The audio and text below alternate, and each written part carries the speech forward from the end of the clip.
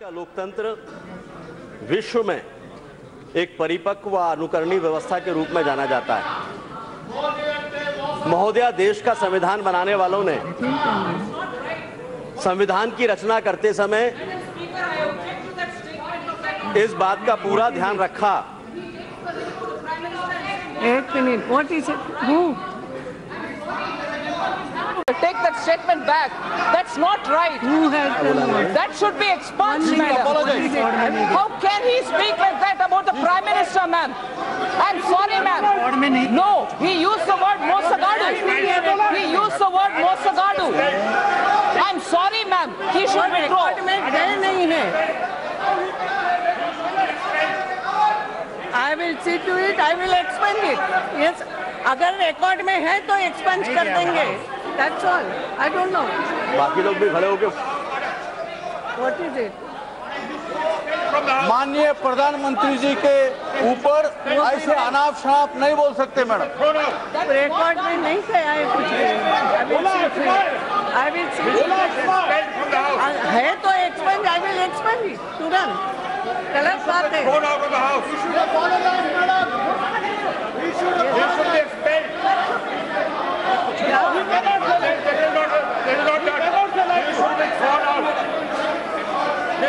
अरे हाँ बाबा, देखूंगी ना.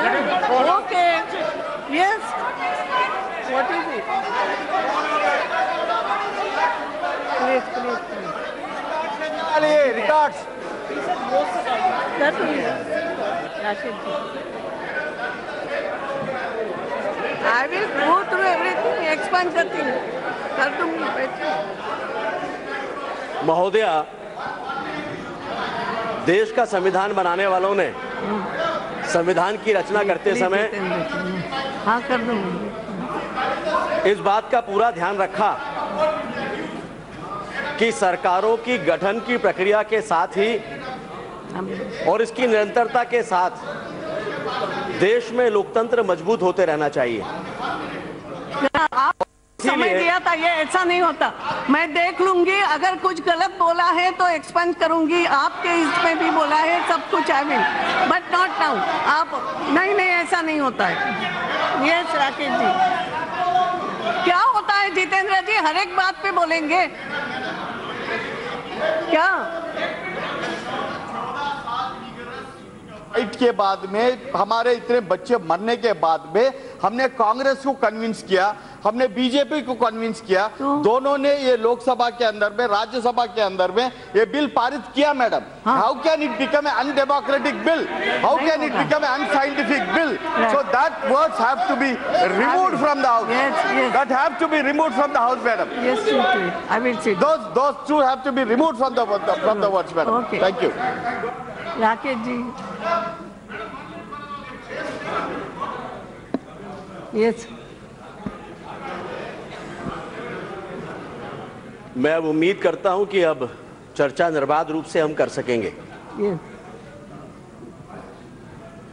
और इसीलिए अध्यक्ष महोदया, और मैं भी उम्मीद करती हूँ हर कोई अपने शब्द यूज करते समय बार बार ये ऐसी संधि किसी को नहीं दे, है ना. ठीक शब्द यूज करें जी.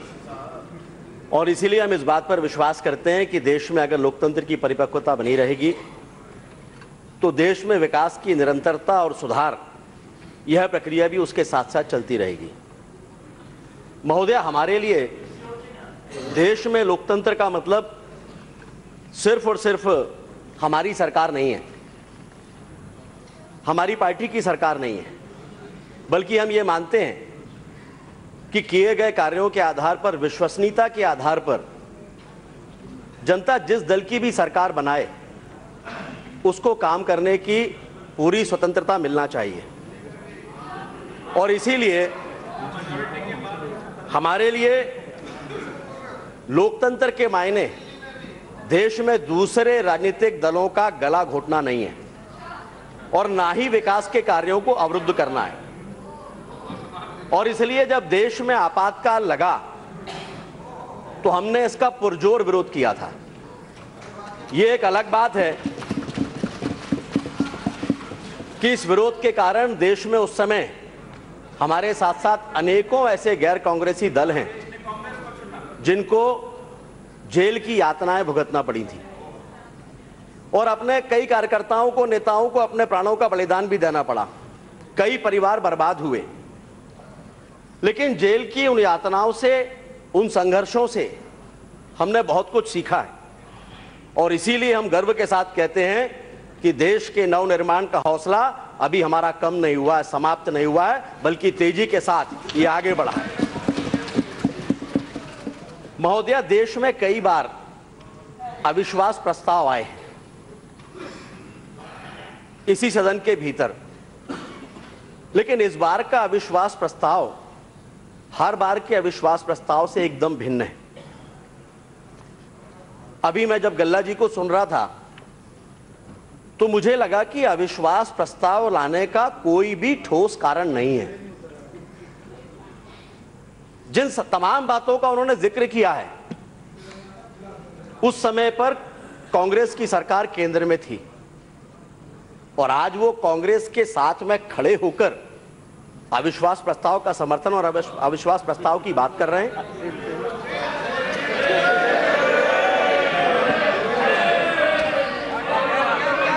इससे अधिक दुर्भाग्यपूर्ण और क्या हो सकता है कि बिना किसी कारण के देश में एक अच्छी काम करने वाली सरकार, जिसकी विश्वसनीयता पूरे देश और पूरे विश्व में है, उसके खिलाफ अविश्वास प्रस्ताव लाया जाए। गल्ला जी अभी कह रहे थे कि वो शाप दे रहे हैं। अरे गल्ला जी, आप तो वैसे ही शापित हो गए जैसे आप कांग्रेस के साथ में आकर खड़े हो गए। और अभी हम कैसे भूल सकते हैं, अभी अभी कर्नाटक के मुख्यमंत्री कुमारस्वामी जी को पूरे देश ने रोते हुए देखा है और उन्होंने कहा कि वे जहर का घूंट पी रहे हैं। मैं किसी का नाम लेकर तो नहीं कहना चाहता, लेकिन अब मैं नहीं जानता कि ये जहर का घूंट अविश्वास प्रस्ताव में साथ खड़े हुए किन किन राजनीतिक दलों को पीना पड़ेगा। महोदया, ये कभी नहीं हुआ कि देश में इतने भारी बहुमत के साथ कोई गैर कांग्रेसी सरकार बनी हो। ये वो सरकार है महोदया जो माननीय देश के प्रधानमंत्री नरेंद्र मोदी जी के नेतृत्व में भारतीय जनता पार्टी के 282 और एनडीए के कुल 336 सांसदों की संख्या के साथ में देश के करोड़ों लोगों की आशा और विश्वास के साथ में बनी है। और इसके बाद भी इतने भारी बहुमत से चुनी हुई और बनी हुई सरकार के खिलाफ देश के कुछ राजनीतिक दलों का अविश्वास प्रस्ताव लेकर आना, वो भी ऐसे राजनीतिक दलों का जो राजनीतिक और वैचारिक रूप से हमेशा से एक दूसरे का पुरजोर विरोध करते रहे हो, यह साबित करता है कि कांग्रेस को आज भी एक ही परिवार से बनी हुई सरकार के अलावा देश में कोई भी दूसरी सरकार स्वीकार नहीं है। महोदय, आजादी के बाद के 70 सालों में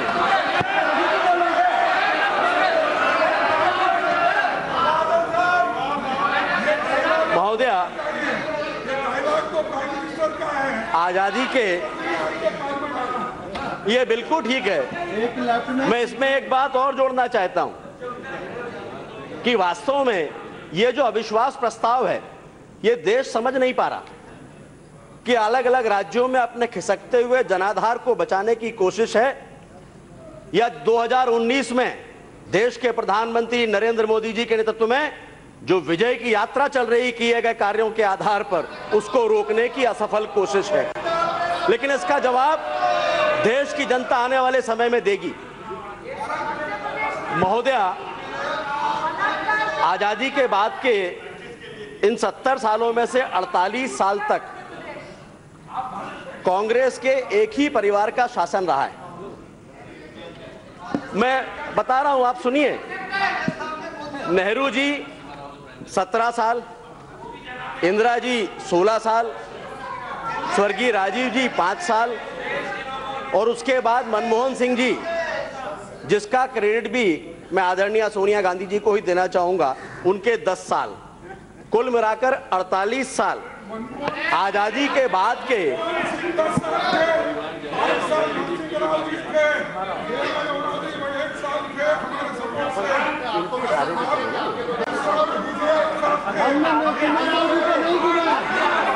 Yes, please. Nothing is going on. अध्यक्ष महोदया, Only Rakesh Singh's statement will go on. अध्यक्ष महोदया, Yes.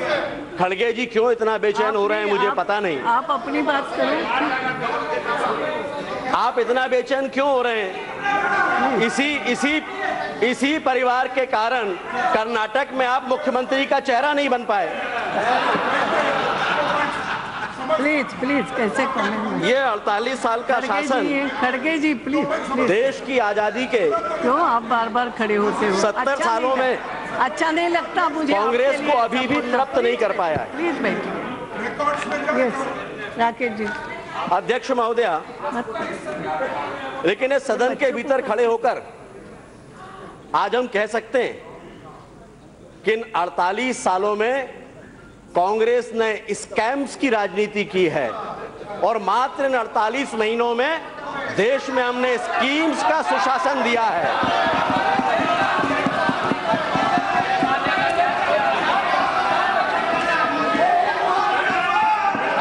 महोदया,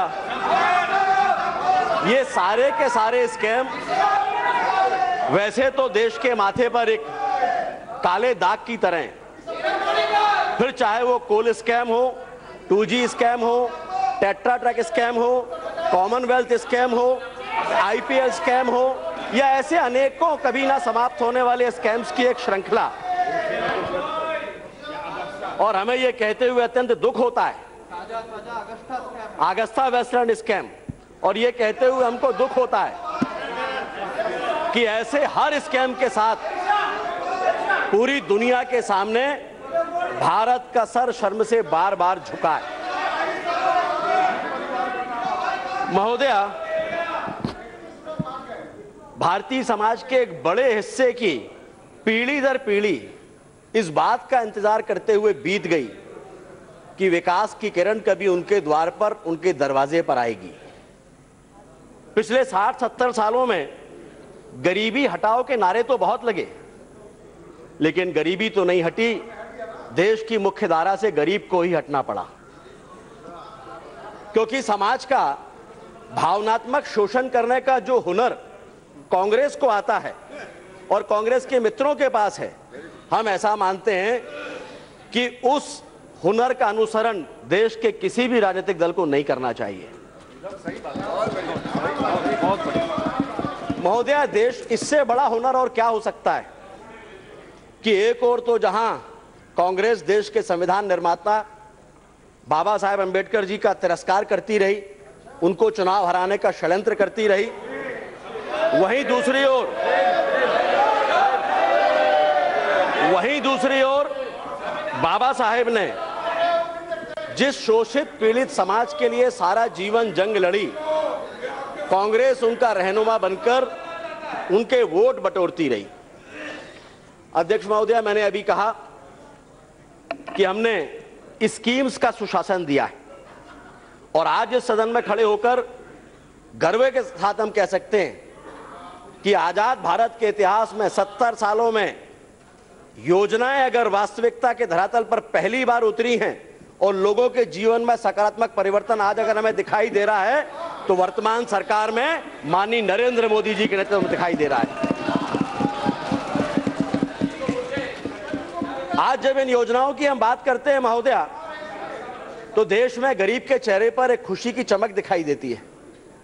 चाहे फिर वो उज्ज्वला योजना हो, सौभाग्य योजना हो, प्रधानमंत्री आवास योजना हो, प्रधानमंत्री सुरक्षा बीमा योजना हो, प्रधानमंत्री जीवन ज्योति बीमा योजना हो, प्रधानमंत्री जनधन योजना हो, सुकन्या समृद्धि योजना हो, प्रधानमंत्री जन औषधि योजना हो, मुद्रा योजना हो, कौशल विकास योजना हो। और ये वो सारी ऐसी योजनाएं महोदया जिनके परिणाम की गूंज आज केवल देश में नहीं बल्कि पूरे विश्व में सुनाई देती है। और इसके भी अनेकों कारण है महोदया। कांग्रेस ने अपने शासनकाल में देश में जनता को वोट बैंक के रूप में बांटकर रखा था और इसीलिए मनमोहन सिंह जी ने उस समय यह वक्तव्य दिया था कि इस देश के संसाधनों पर पहला अधिकार अल्पसंख्यकों का है। लेकिन इस सदन में खड़े होकर कहते हुए मुझे कोई संकोच नहीं है कि इस देश के संसाधनों पर पहला हक देश के गरीबों का है। ये कहकर देश के प्रधानमंत्री नरेंद्र मोदी जी ने इस देश के विकास को एक नई दिशा दी है। नाम मैंने बोला है, किसी का नाम मत लो महोदय। I will not go anybody's name. जो यहाँ उपस्थित नहीं है किसी का नाम नहीं दूंगा। महोदय, कांग्रेस नहीं बोल रही तो आप तो बैठो। ये बैठिए। No, nothing will go on record. महोदय, सारे जीवन वैचारिक धरातल पर विरोध करने के बाद कांग्रेस के साथ इस तरह से आकर खड़े होना ये देश की जनता को समझ में नहीं आ रहा। महोदय, प्रधानमंत्री नरेंद्र मोदी जी के नेतृत्व वाली हमारी एनडीए की सरकार और उसकी शासन व्यवस्था इस बात का प्रमाण है कि जाति, समाज और धर्म इन सबसे ऊपर उठकर देश में बिना किसी भेदभाव के जरूरतमंदों को सरकार का सहारा मिले, इसके लिए सरकार ने जो मंत्र दिया सबका साथ सबका विकास, यह भी इस देश के प्रधानमंत्री नरेंद्र मोदी जी का संकल्प है। और इसीलिए पूरी दुनिया आज कहती है कि अब भारत में योजनाएं भेदभाव पर आधारित नहीं है, बल्कि जनता की जरूरतों के आधार पर, उनकी आवश्यकताओं के आधार पर उनकी पूर्ति हो रही है। और इसीलिए आज देश कहता है महोदया, पहले की सरकारों के शीर्ष नेतृत्व तो बेल पर थे, केंद्रीय मंत्री जेल पर थे, और इसीलिए देश इस बात को कहता है, मैं कहने में कोई संकोच नहीं है कि कांग्रेस ने इस देश को दागदार सरकार दी है। और हमें कहते हुए गर्व है कि प्रधानमंत्री जी के नेतृत्व में, मोदी जी के नेतृत्व में इस देश को भारतीय जनता पार्टी ने एक साफ सुथरी और दमदार सरकार दी है। ये साफ सुथरी और दमदार सरकार ही है जिसके कारण प्रधानमंत्री आवास योजना जैसी योजना का जन्म हुआ और देश में अभी तक 2 करोड़ से ज्यादा गरीबों के लिए आवासों का निर्माण हो चुका है। और ये प्रधानमंत्री जी के संकल्प की ताकत देखिए कि 2022 तक इस देश के हर गरीब के सर पर पक्की मकान और पक्का छत होगा। ये घोषणा भी देश के प्रधानमंत्री ने की है। महोदया, लोकतंत्र में, देश में केंद्र की सरकारें इस बात के लिए जिम्मेदार होती हैं कि देश के प्रत्येक राज्य में बराबरी का व्यवहार हो, उनकी आवश्यकता के अनुरूप उनको सुविधाएं मिलें। किसी एक राज्य, हम सारे राज्यों के लिए बराबरी का व्यवहार रखते हैं, किसी एक राज्य की मांग के आधार पर, राजनीतिक परिस्थितियों के आधार पर पूरे देश के हितों का बलिदान नहीं दिया जा सकता। और ये हम कैसे भूल सकते हैं? हम इस बात का प्रमाण है, मध्य प्रदेश में भारतीय जनता पार्टी की सरकार को यूपीए की सरकार के समय पर इससे अधिक दुर्भाग्य की बात क्या हो सकती है कि सड़कों के गड्ढे भरने के लिए और कोयले जैसी चीज के लिए भी हमारे मुख्यमंत्री को उपवास करना पड़ता था। इससे अधिक दुर्भाग्यपूर्ण स्थिति देश में क्या हो सकती है? आज कम से कम देश में इस तरह की परिस्थितियां नहीं है। और इसीलिए मैंने अभी उज्ज्वला योजना की बात की महोदया, कि देश में अगर पहले की सरकारों ने महिलाओं के स्वाभिमान, उनके सम्मान और उनके स्वास्थ्य की थोड़ी भी चिंता की होती तो देश की गरीब महिलाओं को चूल्हा फूंककर स्वास्थ्य खराब करते हुए जीवन नहीं काटना पड़ता। लेकिन देश में प्रधानमंत्री जी के नेतृत्व में हमारी सरकार ने निर्णय किया, उज्ज्वला योजना बनाई, और इसके कारण देश में आज 8 करोड़ ऐसी गरीब मां बहनों का सम्मान होने जा रहा है जिनके बारे में कभी विचार नहीं हुआ। 4 करोड़ 78 लाख और 10,000 से ज्यादा माताओं बहनों के चेहरों पर आज हर्ष और उल्लास की चमक दिखाई देती है, जो उज्ज्वला योजना से ही उत्पन्न हुई है। महोदय, इससे अधिक दुर्भाग्य की बात देश में क्या होगी?